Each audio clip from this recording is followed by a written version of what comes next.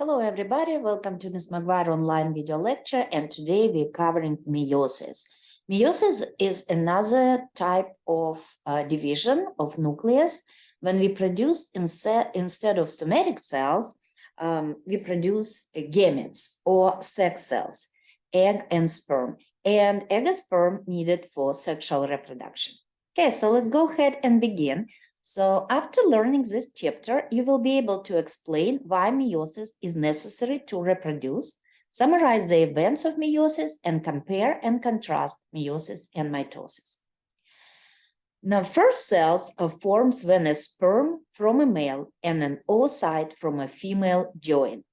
Sperm and oocyte are gametes. Now, we as a multicellular organism and any other animals on this planet begin their life as one cell, and this cell is called zygote. Zygote is formed when sperm fertilize an egg, or what we call ovum. Now, sperm and ovum meet, fertilize, sperm fertilize an egg, a zygote is formed, then zygote start division. And zygote divides by mitosis. Mitosis is a division of cells when daughter cells are identical to each other and they're identical to a parent cell. In human organism, our cells are diploid, so all our cells have 46 chromosomes. So when zygote start division, every other cell that is formed also have 46 chromosomes. But how do we form sperm and egg? How do we form ova? How do we form sperms? Can they carry 46 chromosomes?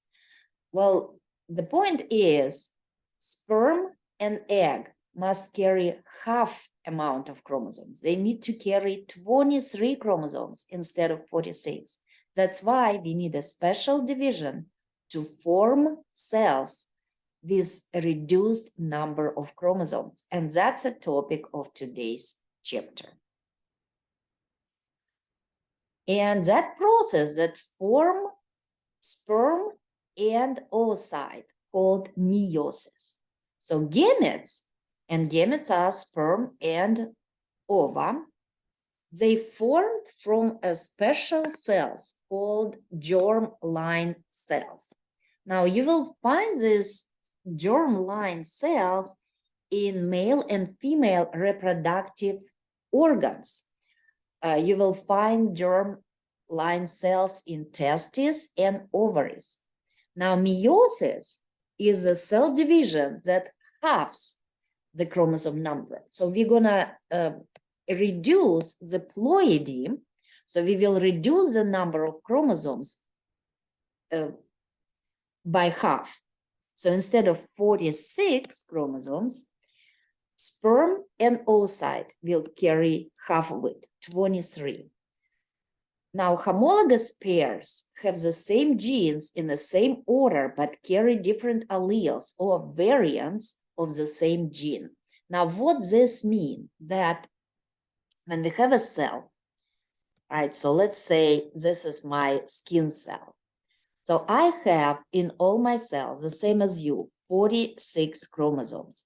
But you can put it in another perspective. You can say that we have a pair of 23 chromosomes, 23 multiplied by 2. And you receive 23 chromosomes from your mom and 23 chromosomes from your dad.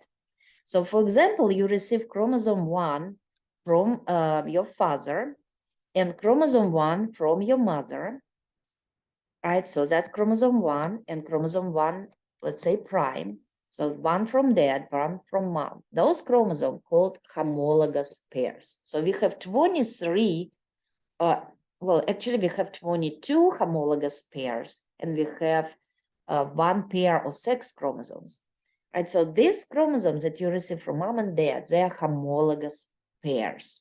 They have the same genes, right? So for example, this has a gene for hair color, and this one will have a gene for hair color. But they might carry different alleles, and alleles are variants of gene. So if I have gene over here for hair color, but it might be for blue hair color, and I have gene for hair color on my chromosomes that I get from my mom, but this allele might be brown, right? That's what it means. It means that we have, you and me and any other human being, of course, if you don't have genetic disorders, then those people might have extra chromosome or missing a chromosome. But in general, I have 23 chromosomes from my dad and 23 chromosomes from my mom, and they're homologous chromosomes. That means their shape is the same and they carry same genes. However, they might have different variant of the same gene. Like I just explained, I might get an allele for blue hair color from my dad, or eye color. I don't think we have blue hair. I can have blue allele for eye color from my dad, and I might have brown allele for eye color from my mom, right? So now what cells carries these 23 chromosomes? So what is that cell that carry 23 chromosome from my mom, right? Those are gametes, right? From my mom, the gamete of my mom is ovum. And gamete from my dad is a sperm. So eggs and sperms, they are haploid. That means they have half number of chromosomes, 23. And somatic cells, those are cells of my skin, of my liver, of my brain, of my heart. They are diploid for each chromosome. So that means they carry 46 chromosomes. Absence of meiosis could lead to genetically overloaded cells. So now imagine if my mom egg would carry 46 chromosomes. So here's the egg with 46 chromosomes, and the sperm carry 46 chromosomes. So when we have when sperm fertilized egg, we would end up with 92 chromosomes, right? That is our overload. So we don't want it. That's why we must have a division that reduces the amount of chromosomes by half. And that's our meiosis. Meiosis provides genetic diversity, which can lead, which can enable a population to survive an environmental change. So not only meiosis reduces the ploidy, not only meiosis make sure that eggs and sperms, or oocytes and sperms, carry half of the chromosome numbers, it's also provide genetic diversity. And genetic diversity is critical for our survival as an organism and as species. So meiosis consists of two divisions. We call it meiosis 1. This is the reduction division. This is where we reduce the number of chromosomes from 46 to 23, and meiosis 2, that called equational division, that produce 4 cells from 2 produced in meiosis 1. So in meiosis 1, what is produced? So here we have a cell. Okay, so I don't want it to disappear. So this is a cell. In this cell is inside testes or ovaries, right? Let's imagine that's a cell, that's a stem cell. During meiosis 1, it will produce 2 cells that already have 23 chromosomes, right? 23 chromosomes. And then equational division through meiosis 2, so that's meiosis 1, each of these cells will make 2 more cells with 23 chromosomes. And this one will do the same, 23 and 23 chromosomes. So at the end, we will have 4 cells. Each of that cells would have 23 chromosomes. right? Okay. Note, as in mitosis, meiosis occurs after interphase period when DNA is replicated or doubled. So the same as we have in mitosis, we have interphase, remember, that is made of G1 as G2 phase. In meiosis, the same. We have interphase when cells double their DNA before they divide. Each division in meiosis also contains prophase, metaphase, and anaphase, and telophase, right? So that's the similarities between meiosis and mitosis. However, in the meiosis, we have two divisions. In mitosis, we only have one division. So here's a comparison of mitosis and meiosis. Mitosis, one division, meiosis, two divisions. In mitosis, 2 daughter cells produced per cycle. In meiosis, 4 daughter cells produced. In mitosis, daughter cells genetically identical. Meiosis, daughter cells genetically different. Mitosis, chromosome number of daughter cells same as a parent cell, and we abbreviate it as 2N. In meiosis, chromosome number of daughter cells half that of parent cells. Abbreviation is 1N. Mitosis occurs in somatic cells, and those are cells of your body. Somatic cells. So that's your skin cells, liver cells, brain cells, muscle cells. That's all somatic cells. It doesn't mean all your somatic cells can divide, right? But those cells that can divide and have 2N numbers, that's somatic cells.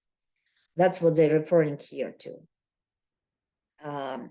Now, cells that cannot divide, still your somatic cells. Just somatic cells is a cell of an organism that has a 2N number of chromosomes. For human, it's 46. Meiosis occurs in the germline cells. Those are cells that specifically will form oocyte and spermatocytes, or sperm and ovum, right? And these germline cells, again, they found inside testes and ovaries. Mitosis occurs throughout life cycle. Meiosis in humans completes after sexual maturity. Mitosis used for growth, repair, and asexual reproduction, and meiosis used for sexual reproduction, producing new gene combinations. Okay, so on this diagram, you can see an overview of meiosis. In this situation, we have original cell with 4N. So the total number of chromosomes is 4.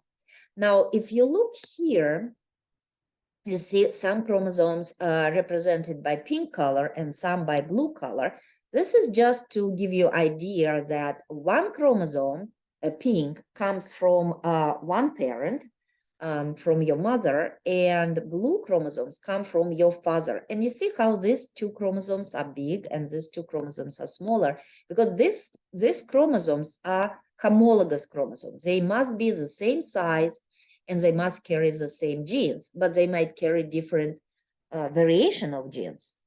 Right now, if you asking, oh, okay, like if look here, look, the chromosome is just one line. Why chromosome here look like X? Well, that's because those chromosomes are replicated. So this is one chromosome, but each part of it is sister chromatid. So the chromosome is just one chromosome made of two sister chromatids. All right, so here through meiosis 1, cells divides and we create 2 daughter cells. Now, these 2 daughter cells have 2 chromosomes only, 1 and 2. So we started with how many chromosomes? We started with 4 chromosomes, 4N, and after meiosis 1, we have cells with 2N. So we cut it into half. Instead of 4 chromosomes, we have 2 chromosomes. But chromosomes are still replicated. We have 2 chromosomes, but we have 4 sister chromatids. So look, this is one sister chromatid. another sister chromatid, 2 sister chromatid, 3, 4 sister chromatids. That's why we need another division, meiosis 2, when we separate. That's our equational division, when we separate sister chromatids. So now this cell has 2 chromosomes, and chromosomes are not replicated anymore. Of course, for human, we cannot draw all 46 chromosomes, but we would have 46 chromosomes here, right? Then we would have 23 chromosomes.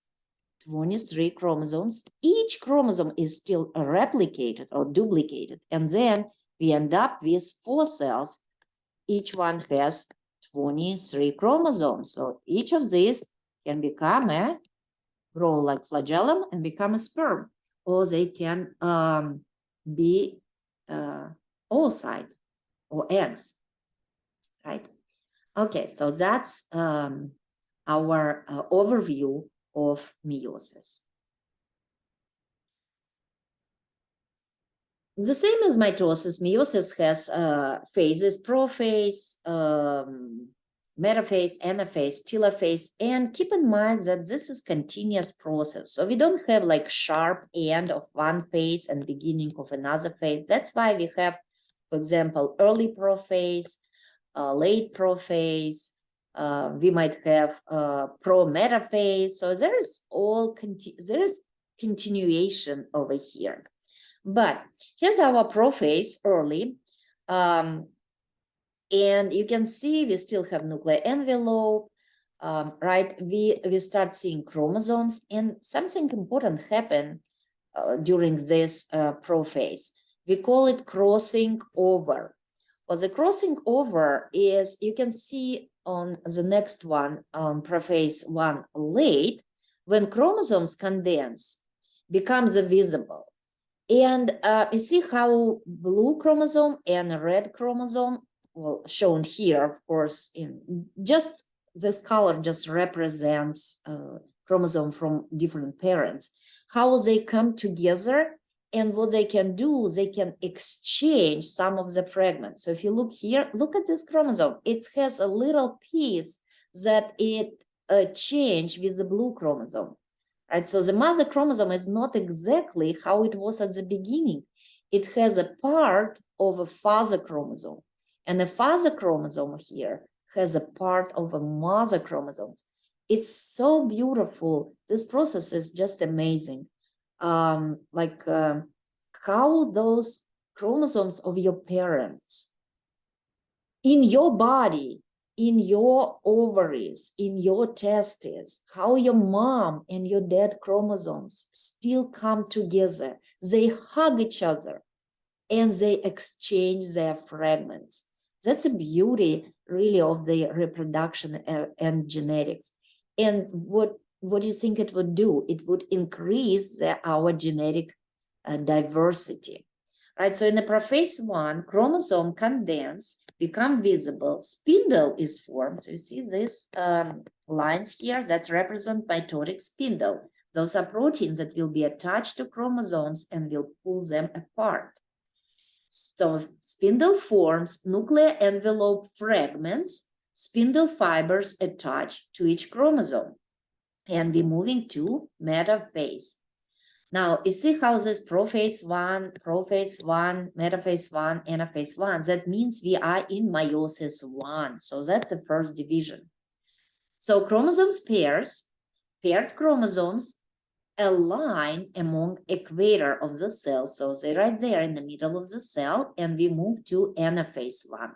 Now, homologous chromosomes separate to opposite poles of a cell.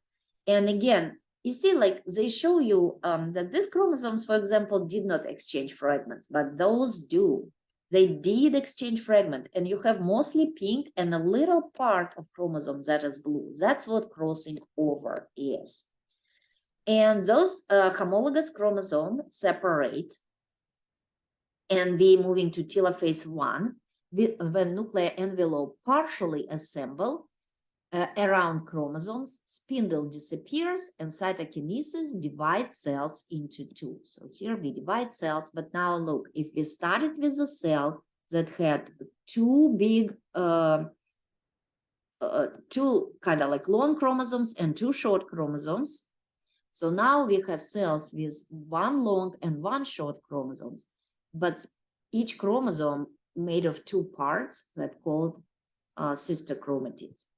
And after that, so here's our prophase one. Spindle forms a homolog pair up and undergo crossing over, chromosome condense, and synapse chromosomes separate but remain attached at a few points. So that's just description of this prophase one. Right?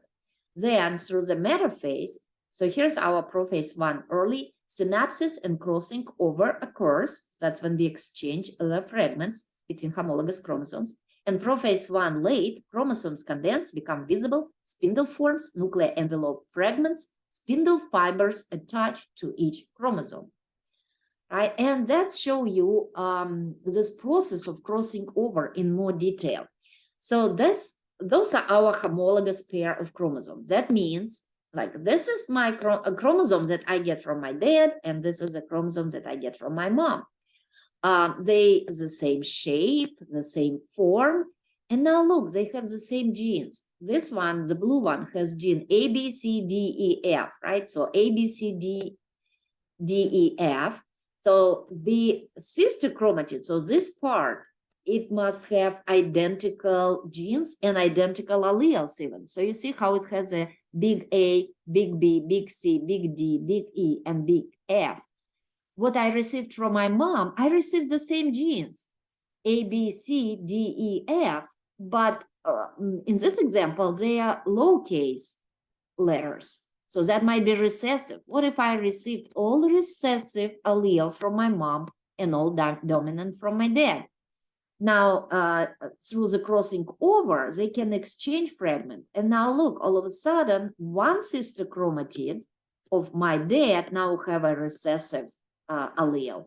And one chromatid, this chromatid that belonged to my mom chromosome, now has a dominant allele. Even my mom never had this dominant allele. Now her chromosome does. So, for example, let's imagine that my mom has blue eyes. Blue is a recessive color. So if my mom have blue eyes, she has all recessive alleles. She doesn't have dominant allele, because if she is big A, little a, she would have a brown eyes.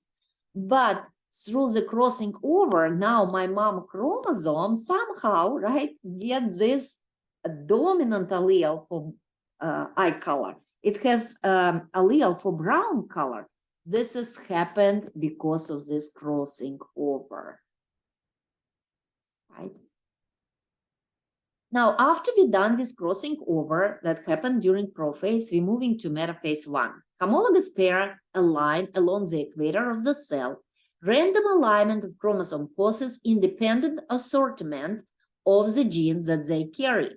Now, what this means, so you see how chromosomes line up, blue over here and pink on the same side. And here we have pink and blue. Or they can be vice versa. So I can have blue here and pink over there. That's what independent assortment means. It means that pair of chromosomes are inherited independently from each other. That's also very important, and it's increased our variability within population as well. Now, metaphase one, pair homologous chromosomes align along equator of cell, right? And here's our, this diagram shows us independent assortment. So with the independent assortment, we can have a cell, we can have cells. So again, what we're making here, let's imagine we're making sperm, right? So the sperm can carry a long and short chromosome from, okay, if I use myself as an example, let's do an egg. So I might have egg that would carry long and short chromosome from my dad. I might have egg that carries long and short chromosome from my mom.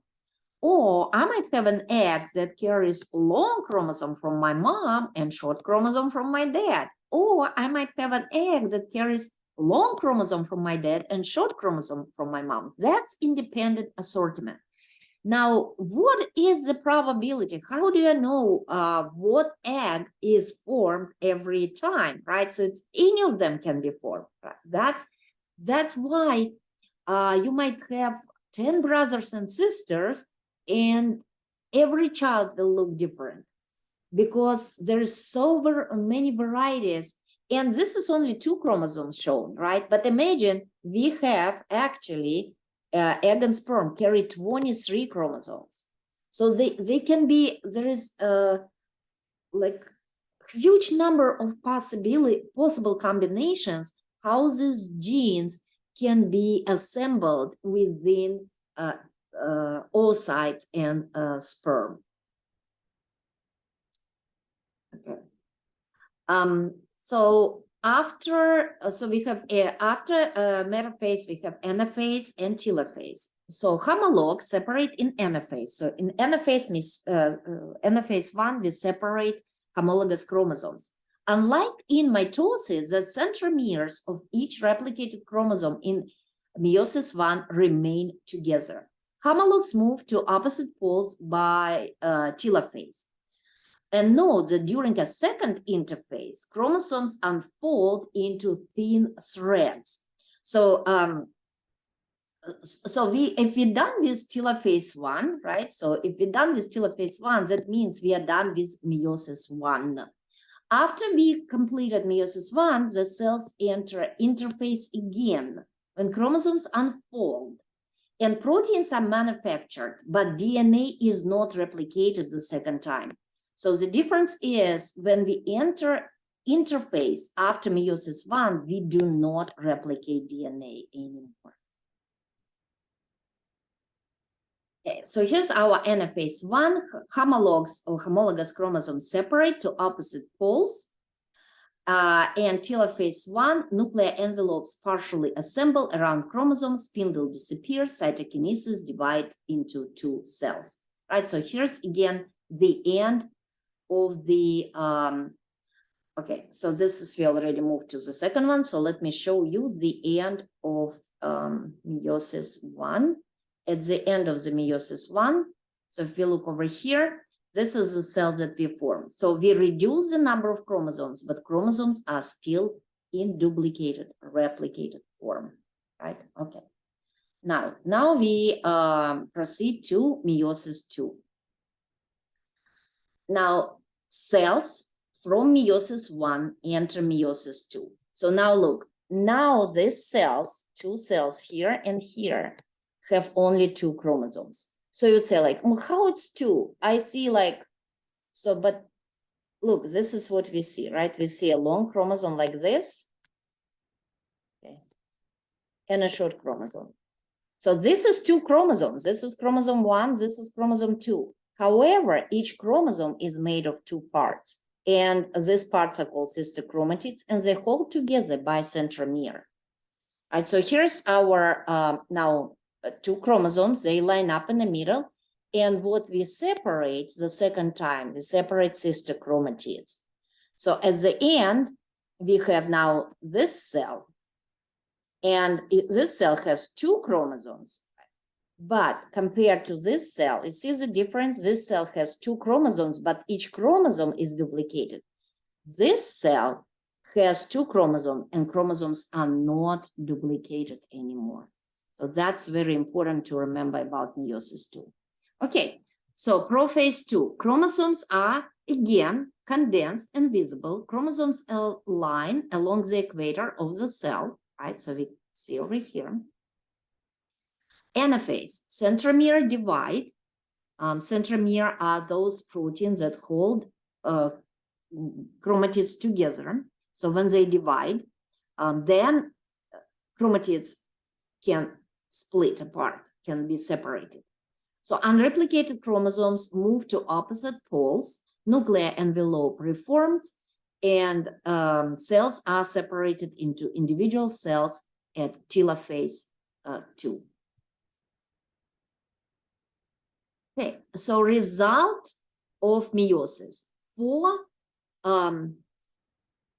non-identical haploid daughter cells. Each carries a new assortment of genes and chromosomes that hold one copy of the genome.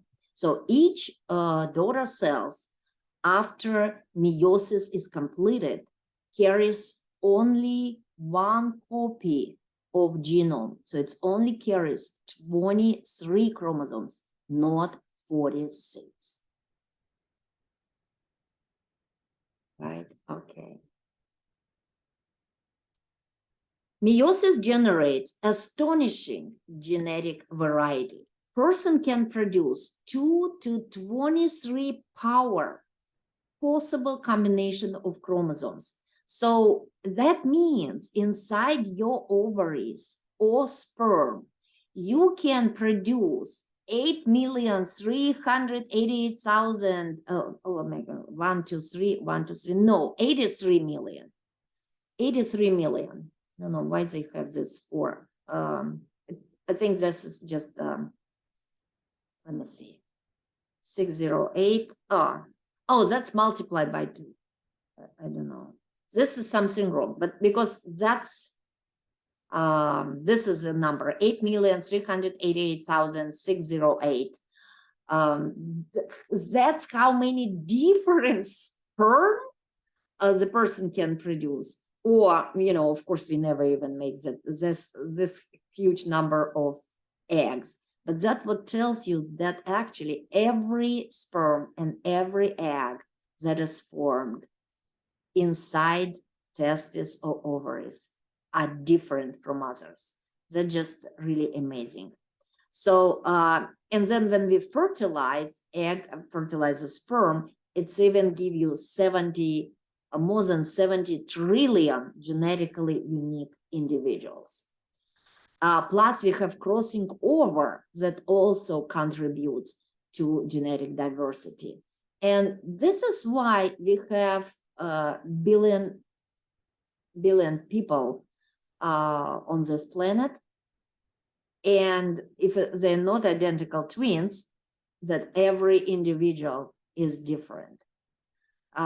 So this is just really interesting how us having the same genes, right? The human have the same genome, human genome, but because of this independent assortment, because of the recombination, because of the segregation of the chromosomes, we have such huge genetic variety in our population. And of course, all animals and plants have this genetic variety, and that's what allows us to survive. All right, so meiosis and mutations. Paternal age affects conditions. Paternal age effect. This condition arises from sperm cells in testes that divide every 16 days from puberty on, such offering many opportunities for DNA replication error that generate a dominant mutation. So because when sperm is produced inside testes, right, we have like millions of sperms, 10 millions of sperms. That means, just think about it, how many times DNA need to be replicated to produce that huge amount of cells. If we replicate DNA million and hundreds of million times, of course, we increase the amount of error that can happen through this process. When DNA replicates itself, mistake can happen. Those mistakes called mutations. That's what parental age effect is. Because during replication of DNA, we have many opportunities that error that generate a mutation is created. Mutation in the fibroblast growth factor receptors arise more frequently in testes as a man ages. Such skews meiosis, producing problems in the skeletal growth.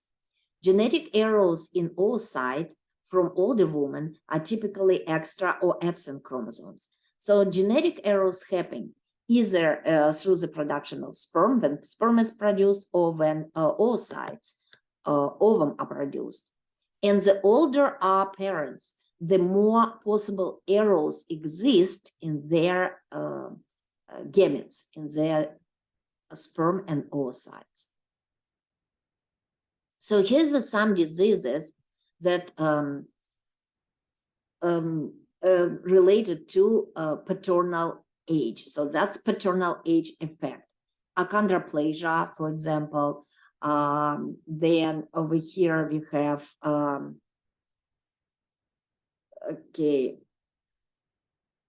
multiple endocrine neoplasia, that is a cancer of the thyroid. So we're not gonna remember those diseases because there is no way that we can remember all the diseases and what they mean.